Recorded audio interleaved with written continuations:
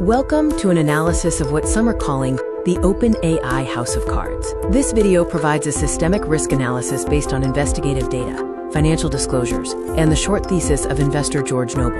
We are facing a code red, the valuation versus reality gap.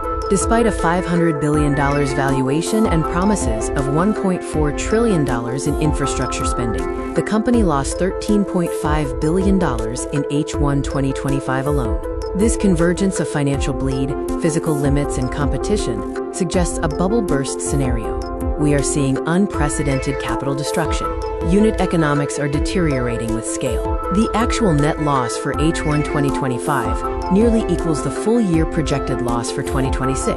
The estimated cumulative negative cash flow before profitability is $143 billion. The $2 trillion revenue mirage illustrates the insolvency gap. To justify the proposed $1.4 trillion in infrastructure spending, the company needs $2 trillion in annual revenue. Best-case projections, even with extreme cost-cutting, top out at $1.2 trillion, creating an $800 billion deficit. Hardware hoarding has triggered the hardware inflation loop and a market-wide price crisis. OpenAI's actions have caused global panic buying and consumer price shock. The price of 64 gigabytes DDR5 RAM has jumped from a historical average of $200 to over $1,000. This has led to a supply chain fracture, with components sold out through 2027. GPU retail prices have jumped from $2,000 to $5,000. Storage components are also sold out, marking the end of the era of cheap SSDs. Scaling is not possible at viable unit economics. The law of diminishing returns is hitting.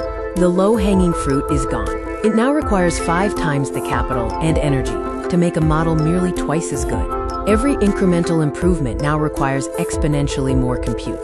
The energy gridlock is a civil engineering impossibility within the stated timeline. Global requirements are 200 gigawatts. The US alone needs 100 gigawatts of new power by 2030, in addition to $500 billion in annual spending on data centers. The existing transmission capacity is overtaxed.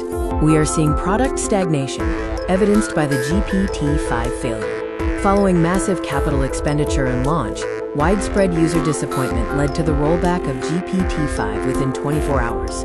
The correlation between spending and product superiority has broken. There is no moat against competitors. OpenAI's traffic is falling, and its strategy is too concentrated. Meanwhile, Google's Gemini has 650 million monthly active users, subsidized by diversified revenue. Enterprise defection is happening, citing superior competitor performance. The brain drain suggests chaos, despite the $500 billion valuation. Key executives, including the chief scientist, CTO, chief research officer, and president, have departed.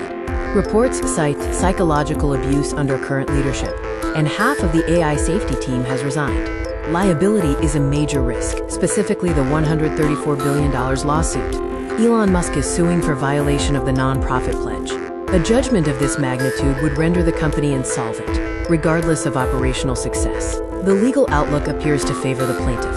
The consumer and societal bill represents the externalized costs of the AI gold rush. Shortages are driving up prices for smart cars and electronics, with electronics inflation up 400%.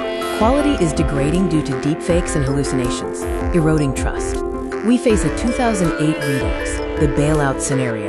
The AI industry is now critical national security infrastructure.